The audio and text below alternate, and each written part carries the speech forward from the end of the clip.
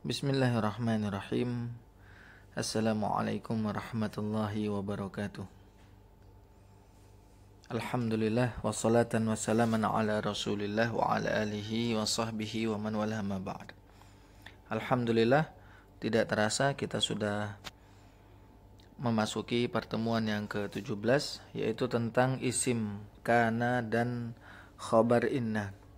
16 pelajaran yang sudah kita lalui merupakan pondasi-pondasi penting untuk kita memahami tata bahasa Arab, sehingga bukan sekedar kita mampu membaca kitab gundul secara tepat, lebih dari itu kita juga mampu memahami konteks kalimat bahasa Arab secara benar. Sekarang kita berada di pembahasan isim kana dan khabar inna. Ini adalah jenis isim marfu yang ke-5 dan ke-6. Kita sudah melewati pembahasan tentang mubtada dan khabar. Nah, sekarang tentang isim kana dan khabar inna. Ini yang ke-5 dan yang ke-6. Isim kana dan khabar inna punya hubungan dengan mubtada dan khabar. Karena isim kana dan khabar inna ini berasal dari kalimat yang bentuknya adalah mubtada dan khabar. Kita akan kenali lebih jauh lagi. Jika penyusun kalimat dari mubtada dan khabar itu sama-sama marfu, ya, mubtada marfu, khabar marfu, maka pembahasan kita ya saat ini tidak seperti itu. Hanya satu bagian saja yang marfu, hanya satu bagiannya saja. Contohnya kita bisa lihat kana Muhammadun jalisan. Nah, subjek dalam hal ini Muhammadun, isim kana, dialah yang marfu. Isim kana dialah yang marfu. Kita dapat lihat di sini isim kana sama dengan yang di atas ini. Isim kana adalah isim yang marfu. Kana Muhammadun jalisan, sementara predikatnya jalisan khabar. Ya, khabar kana dia mansub, dia tidak marfu. Jadi artinya begini. Ketika kita mempelajari tentang isim kana, kita juga akan mempelajari tentang khabar inna sebagai dua isim yang marfu. Dua isim yang marfu. Nah, bersama itu kita juga mengetahui dan mempelajari isim yang mansub. Ya, karena yang menjadi khabar kana itu mansub. Bisa dilihat khabar kana keadaannya mansub. Jadi kita mempelajari tentang isim kana yang marfu, kita juga sambil mengetahui khabar kana itu mansub, diberi tanda mansub. Makanya jalisan, seperti itu. Nanti juga sama khabar inna. Khabar inna ini marfu, akan tetapi isim inna itu mansub. Kita akan temukan dalam contoh-contoh. Inna Muhammadan jalisun. Jalisun khabar inna marfu. Jalisun khabar inna marfu. Nah, sementara Muhammadannya mansub.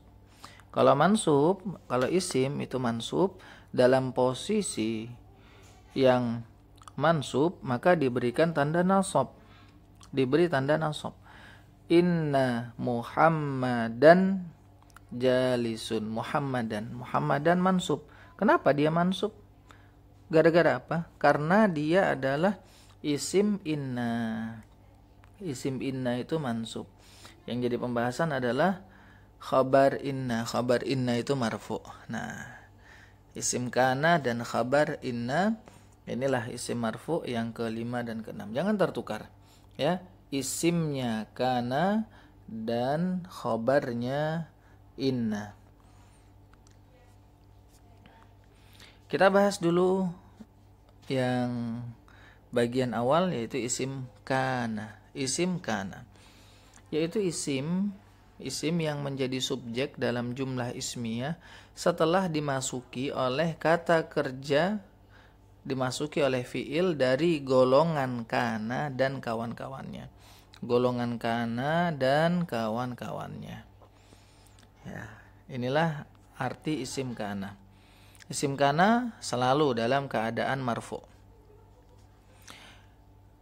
Fi'il kana dan kawan-kawannya antara lain, yang pertama kana bisa diterjemahkan dulu, bisa diterjemahkan adalah. Kemudian ada asbaha, amsa, dhalla, bata. Nah, ini artinya menjadi. Menjadinya di pagi hari, di sore hari, di siang hari, di malam hari. Jadi artinya adalah menjadi dan waktunya adalah sesuai ini. Kalau asbaha di pagi hari, amsa di sore hari.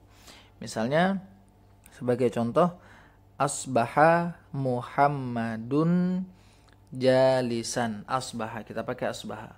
Artinya di pagi hari Muhammadun, Muhammad jalisan, duduk. Nah, di pagi hari Muhammad duduk. Seperti itu artinya ya. Intinya dia menerangkan bahwa subjek itu terikat dengan predikat pada waktu-waktu ini. Ini arti asbaha, amsa, dhalla, bata. Ada soro, artinya berubah atau menjadi. Berubah atau menjadi. Ada laisa yang artinya tidak. Artinya tidak. Laisa baituka ba'idan. Laisa baituka. Rumahmu tidak ba'idan, tidak jauh. Nah, itu contohnya. Mazala artinya tetap. Madama artinya selama. Inilah kawan-kawannya kana. Kenapa disebut kawan-kawan kana? Sebab dia memiliki fungsi yang sama seperti kana. Memiliki fungsi yang sama seperti kana. Contohnya seperti contoh yang sebelumnya. Nah, di sini kita sebutkan contoh lain. Kana talibu mujtahidan. At-talibu. At-talibu adalah isim kana. Ya, ingat. Isim yang terletak sesudah kana. Subjek yang terletak sesudah kana. At-talibu marfu' dengan dhammah. Isim kana. Ya. Kenapa pakai dhammah? Karena dia isim mufrad. Kalau kita ganti, ya, ini teman-teman perhatikan dengan baik. Kalau kita ganti at-talibu ini menjadi isim mutsanna, maka kana at-talibani, seperti itu. Kana at-talibani, bukan at-talibaini. Akan tetapi at-talibani menggunakan alif. Kenapa pakai alif? Karena dia isim mutsanna. Harus diingat kembali bahwa isim mutsanna itu apabila marfu dia menggunakan alif. Nah, seperti itu ya. Dan di sini contohnya adalah at-talibu. Maka at-talibu statusnya sebagai isim kana, dia marfu dengan dhammah sebab dia isim mufrad. Mujtahidan khabar kana mansub dengan fathah. Nah, intinya begini, apabila ada sebuah isim statusnya sebagai khabar kana, maka dia otomatis mansub. Tandanya sesuai dengan jenis isimnya. Di sini tandanya fathah karena dia isim mufrad, mujtahidan. Kalau kita ganti jadi isim mutsanna, kana at-talibani mujtahidaini. Kenapa mujtahidaini? Karena dia isim mutsanna mansub dengan ya. Mari kita mengingat kembali keadaan i'rab isim mutsanna, yaitu alif ya ya. Ingat susunannya, rafa nasab jar isim mutsanna yaitu alif ya ya. Ya. Kalau teman-teman lupa apa yang kami ucapkan ini, maka perlu diulang kembali di pembahasan tentang tanda-tanda i'rab. Insyaallah dengan pengulangan sedikit kita bisa teringatkan kembali dan materi pun menjadi semakin mudah untuk kita pahami. Selanjutnya, contoh dari isim asbaha sekarang, ya, dari temannya kana. Asbaha di sini ada tak karena as-sama adalah muannats ya. Asbahat as-sama'u shafiyatan. As-sama'u adalah isimnya asbahat marfu dengan dhammah karena isim mufrad. Shafiyatan khabarnya mansub dengan fathah karena isim mufrad. Jadi begitu. Intinya yang menjadi isim asbaha ini adalah saudaranya kana, maka dia marfu. Ya, isim asbahat marfu dengan dhammah. Ya, bisa marfu dengan wawu kalau dia isim jamak muzakkar salim misalnya, dan seterusnya. Kemudian yang keenam, ya, bagian yang kedua sekarang, yaitu khabar inna. Ingat khabar inna. Yang marfu adalah isim kana atau temannya kana, dan yang selanjutnya adalah khabar inna. Khabar inna atau temannya. Khabar inna adalah predikat. Ya, dia predikat dalam jumlah ismiyah setelah dimasuki oleh golongan inna dan kawan-kawannya. Khabar inna selalu dalam keadaan rofa. Ingat khabarnya ya. Artinya yang berada di bagian belakang. Kata inna dan kawan-kawannya antara lain inna, ada anna, ada lakinna yang artinya tetapi, ka'anna seakan-akan, laita semoga, la'alla mudah-mudahan. Mudah-mudahan, barangkali, atau kata yang mirip dengan itu. Inilah teman-temannya inna, ya. Maka di antara kata-kata ini apabila berada di sebuah susunan kalimat, maka dia pun berfungsi sebagaimana inna. Kita lihat contohnya, innat taliba mujtahidun.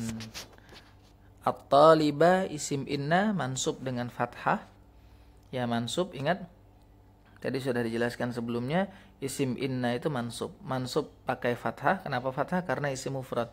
Isim mufrad kan nasabnya dengan fathah. Ingat rumusnya untuk isim mufrad, dhammah, fathah, kasrah. Nah, fathah adalah posisi mansub dari isim mufrad. At-talibah. Sementara mujtahidun khabar inna marfu. Ingat, khabar inna marfu. Kemudian isim kana. Khabar inna marfu dengan dhammah karena isim mufrad. Inna ini artinya sesungguhnya, ya, huruf taukid. Kemudian contoh lain dari temannya inna, yaitu la'alla. La'alla khalidan hadirun. Khalidan isim la'alla mansub. Ingat, isim la'alla mansub dengan fathah karena isim mufrad. Kemudian hadirun khobar. Nah, khobarnya la'alla marfu. Khobar la'alla marfu dengan dhammah karena isim mufrad. La'alla huruf pengharapan, artinya semoga. Semoga Khalid hadir.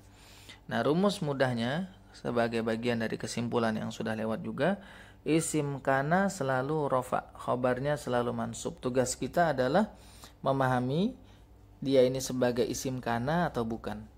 Kalau ada kana dan saudara-saudaranya, teman-temannya, maka demikian hukumnya, selalu rofa. Jadi tugas tambahannya adalah kita perlu menghafal apa saja saudara atau teman-temannya kana yang dia secara penerapan mirip sebagaimana kana. Lalu isim inna selalu mansub, khabarnya selalu marfu. Dilihat ya. Isim kana selalu rafa, khabarnya selalu mansub, sementara isim inna selalu mansub, khabarnya selalu marfu. Jadi kebalikan ya. Kebalikan. Isim kana selalu rafa, sementara khabar dari inna ini selalu rafa, marfu. Ya. Jadi keadaannya adalah berkebalikan. Sementara khabar kana selalu mansub, tetapi isim inna selalu mansub. Jadi dia berkebalikan antara kana dan inna dalam hal praktek, ya. Ini di sini ditulis rafa, di sini ditulis marfu, intinya sama saja. Kemudian kita perlu memahami perubahan tanda i'rab berdasarkan isim. Ya, tanda-tandanya. Isim mufrad rafa nasab jarnya ini, isim mutsanna rafa nasab jarnya ini. Lalu isim yang tidak bertanwin rafa nasab jarnya ini. Itu harus selalu kita ingat karena memengaruhi ketepatan dalam membaca sebuah susunan kalimat berbahasa Arab. Barakallahu fikum. Dengan ini alhamdulillah telah selesai. Semoga Allah jadikan ilmu yang bermanfaat, dan poin-poin pembahasannya insyaallah telah kita pilih yang termudah dan paling penting Kami sering menyampaikan apabila kita telah dengan baik memahami materi ini, maka untuk mengembangkannya secara otodidak atau mandiri akan begitu mudah. Yang terpenting adalah banyak berlatih, banyak dan rajin menjawab kuis-kuis yang kita hadirkan, dan itu insya Allah akan sangat membantu pemahaman kita bersama dalam mempelajari bahasa Arab ini. Demikian yang kita bahas di pertemuan yang ke-17. Wassallallahu ala nabiyina Muhammadin wa ala alihi wa sahbihi wasallam. Wa akhiru da'wana anilhamdulillahi rabbil alamin. Wassalamualaikum warahmatullahi wabarakatuh.